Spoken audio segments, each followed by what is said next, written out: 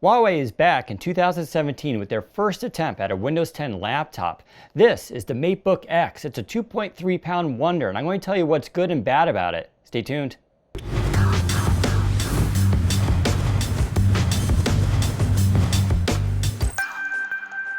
You can't start any conversation about the Huawei MateBook X without first talking about its design.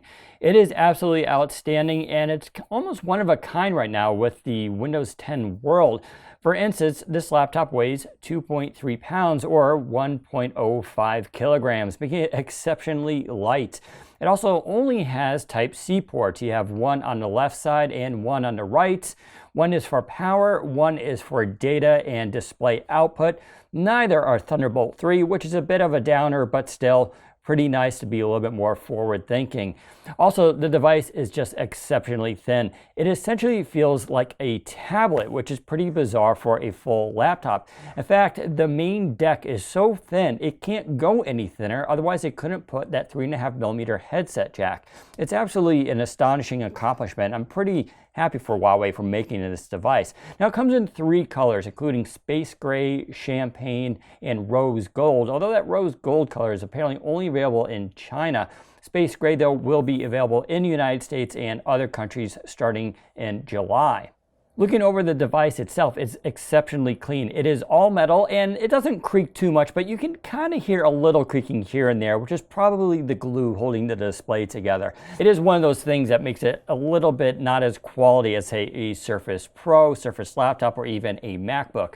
Switching to the bottom here, and you're going to notice a very clean design. You just have your rubber stops here and a couple of screws so you can open it. What is missing here, of course, is a vent.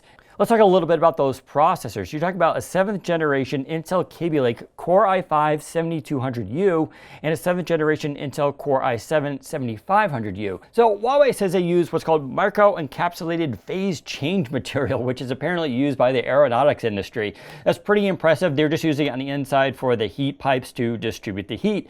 Speaking of heat, it doesn't get very hot, surprisingly. It stays about 100 degrees Fahrenheit or 38 degrees Celsius. Now, there is no magic going on here. What they are doing, of course, is what's called power limit throttling, which means after, say, 5 or 10 minutes of 100% CPU usage, when the device starts to get warm and you start to feel in the chassis, they're going to limit the power to the processor. So instead of peaking at 3.1 gigahertz, which is the turbo mode, you're going to hover more around 2 gigahertz for extended durations. Let's talk about some of the other hardware features. You are talking 4 or 8 gigabytes of DDR3 RAM, which is pretty standard. I recommend, of course, the 8 gigabytes if you can afford it.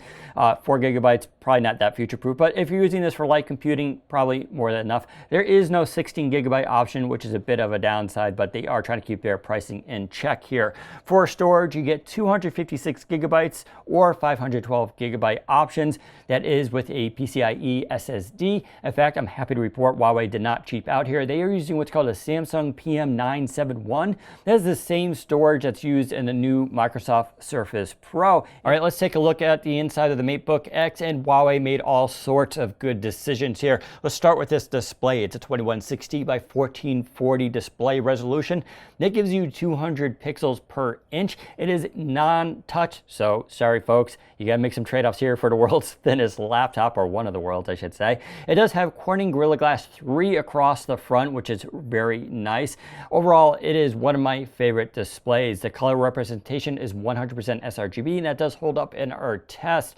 I also just really like the way this looks. It does have a little bit of glare to it, but it's definitely on the low end. In fact, Huawei uses this thing, what's called, it's easy eyes. I don't know what it really means, but they say it filters out blue light. And indeed, using this for hours, I just like the way this looks. It's not like an AMOLED display, which can be a little too intense at times on your eyes. This display, though, I felt like I could stare at for hours and never have any issues. So really good job. You also get what are essentially the world's thinnest bezels on a laptop. So I know a lot of people love thin bezels. Well, here you go. This actually beats out the XPS 13 ever so slightly.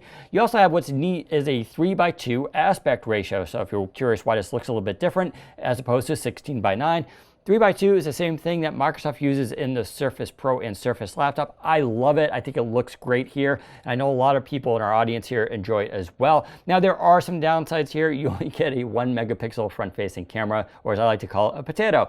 It does not do very well. It's not impressive. But listen, if you got to make a Skype call, it works. Coming down to the front of the device here, you do have the one.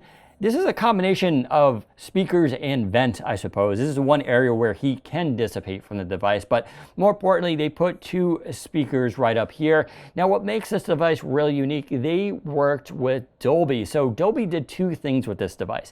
They tuned the hardware, the actual speakers, for their Dolby Atmos system, and the software is actually Dolby Atmos as well.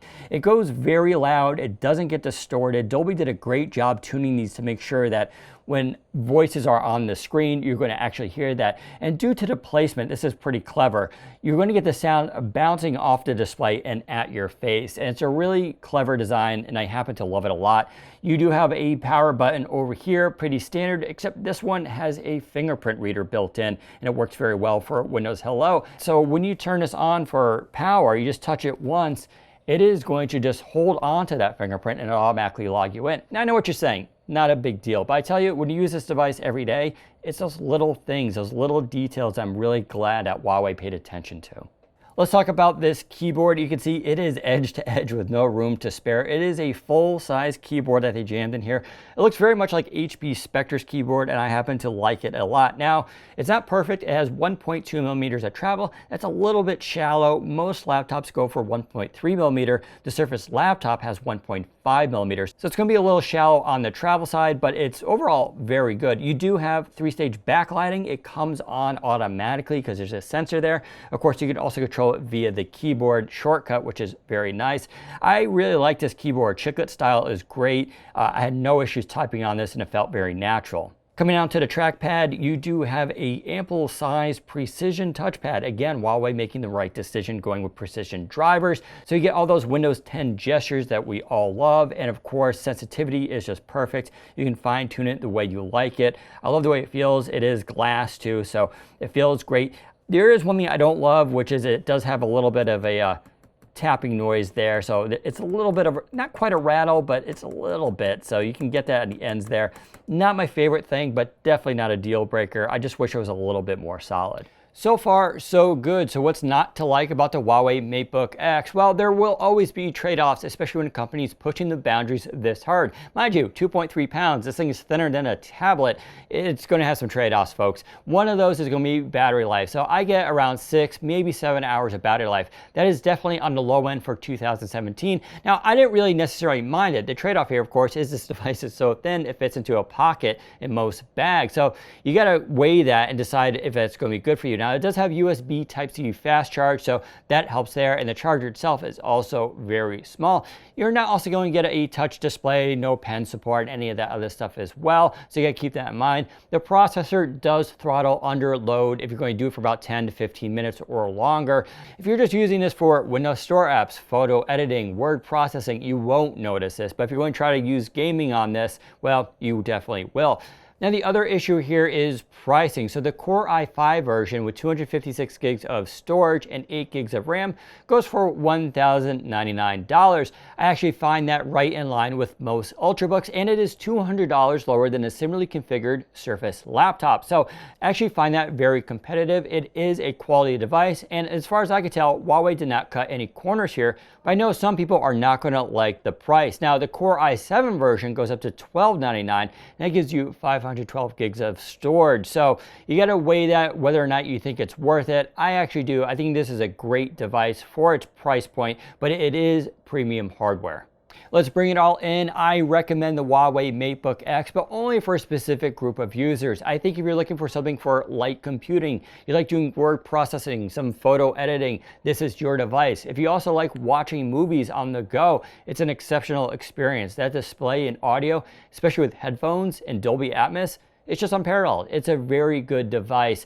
Huawei gets some credit here for their first laptop. It is pushing boundaries. I haven't really seen a device this thin and light before that has this quality parts in it. And they get a lot right for their version 1.0.